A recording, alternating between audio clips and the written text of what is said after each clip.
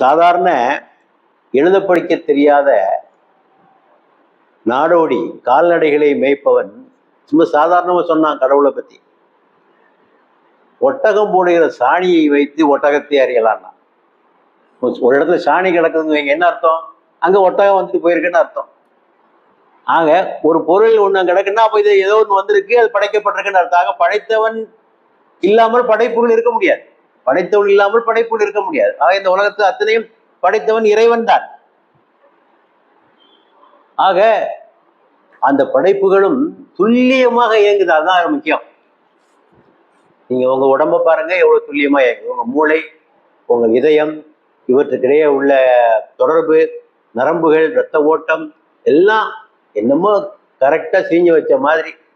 இதெல்லாம் தானாக தோன்றினா இப்படி எல்லாம் செயல்பட முடியாதுங்க. தானாக தோன்றினால் இப்படி எல்லாம் செயல்பட முடியாது.